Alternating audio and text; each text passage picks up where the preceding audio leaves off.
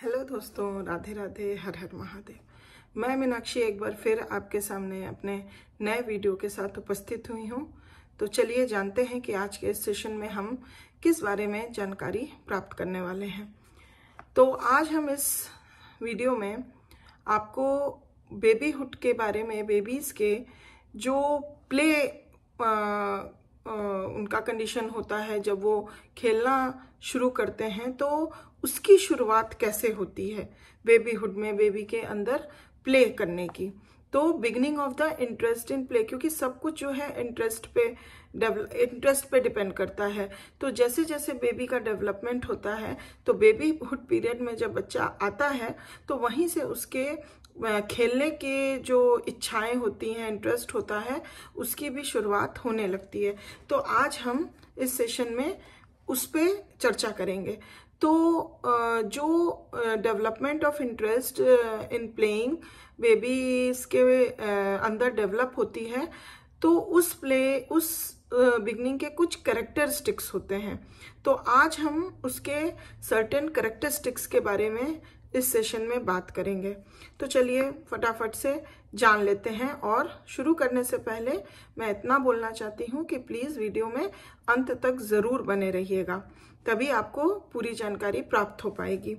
तो there are certain characteristics of babyhood play which are distinctive and which make it different from the play of young children and certainly from the play of older children and adolescents। ये बिल्कुल ही अलग होता है बड़े बच्चों के, adolescent age group के बच्चों के जो प्ले सिस्टम होता है उससे बिल्कुल ही डिफरेंट होता है। तो चलिए फटाफट से हम इसके कैरेक्टरिस्टिक्स को जानते हैं। तो सबसे पहले first, in the babyhood play there are no rules और रेगुलेशंस। बड़े बच्चों के जैसे वो जब कुछ खेल खेलते हैं या बनाते हैं तो उसमें कुछ रूल्स एंड रेगुलेशंस होते हैं। बट इन बच्चों के बेबीहुड में जब बच्चा होता है तो उनके कोई खेल में कोई रूल्स और रेगुलेशंस नहीं होते हैं।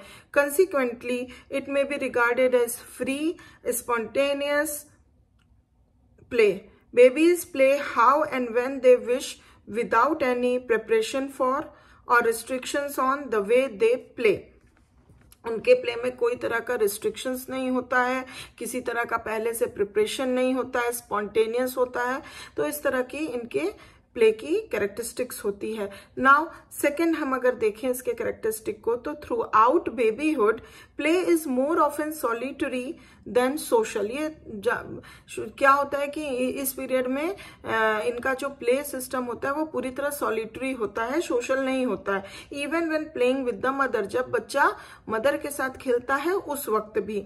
जैसा कि एक स्टोन है, उन्होंने एक्सप्लेन किया है कि the baby is often a play thing while the mothering one is the player. In time, both the child and the mothering one are mutually players and plaything। लेकिन शुरुआत में क्या होता है कि माँ जो होती है वो एज अ प्लेयर होती है और बच्चा जो होता है वो प्लेथिंग के रूप में होता है। लेकिन धीरे धीरे क्या होता है, दोनों माँ बच्चे जो होते हैं वो दोनों प्लेथिंग और प्लेयर बन जाते हैं। When babies are with other babies or with other children, there is little interaction or cooperation. Instead, play is onlooker play, in which babies watch what the others are doing, or parallel play, in which they play in their own way without regard to what the other is doing. When there is any interaction, it consists mainly of grabbing or snatching toys from another baby. There is little or no social give and take। किसी भी प्रकार का social give and take नहीं होता है। अगर किसी प्रकार का इंटरेक्शन होता है तो in the mode of grabbing और snatching the toy with another baby, इस तरीके से उनका प्ले कैरेक्टरिस्टिक होता है। नाउ तीसरी बात, अगर तीसरी कैरेक्टरिस्टिक्स पे हम देखें तो वो है, because play is dependent on physical, motor and intellectual development, the kinds of play depends on the babies patterns of development in these areas. की बच्चे का इस एरियाज में कैसा डेवलपमेंट हुआ है उस पर डिपेंड करता है। As these patterns unfold, play becomes more varied and complex. अगर ये इस पे ले डाउन फाउंडेशन नहीं हुआ होगा इस एरियाज में, तो जो प्ले होगा वो बहुत ज्यादा वेराइड और कॉम्प्लेक्स हो सकता है। फोर्थ पे अगर हम कैरेक्टरिस्टिक देखें तो toys and other play equipment पर सी are less important now than they will be later. This means that baby's play can be carried out with any object that stimulates curiosity and exploration. Regular toys are not needed at this period. And the fifth characteristics that play is characterized by much repetition and little variation. इनके play में variations बहुत कम होते हैं, even repetitive होती है. The reason for this is that babies lack the skills which make the wider play repertoire of preschoolers and older children possible. जैसा कि preschoolers या older children मतलब wider play repertoire develop करते हैं या उनके play में देखी जा सकती है, ऐसी स्किल्स अभी बेबीज के अंदर लैकिंग होती है, कमियां होती हैं उस स्किल्स को डेवलप होने में। इस वजह से इनकी जो प्ले का सिस्टम होता है वो रेपिटेटिव होता है, इनका प्ले जो है रेपिटेटिव होता है और किसी भी तरीके का हमको खास वेरिएशन देखने को नहीं मिलता है। तो this is the some of the characteristics of the babyhood play.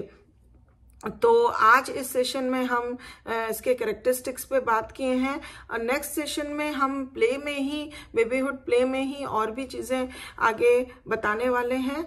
तो इसके लिए प्लीज आप मेरे आने वाले वीडियो को भी जरूर देखिएगा। इसके लिए अगर आपने सब्सक्राइब नहीं किया है तो प्लीज जल्दी से करिए, जिससे आपका मेरा संपर्क ऐसे यूं ही बना रहे और आपको अच्छी अच्छी जानकारियां मिलती रहे।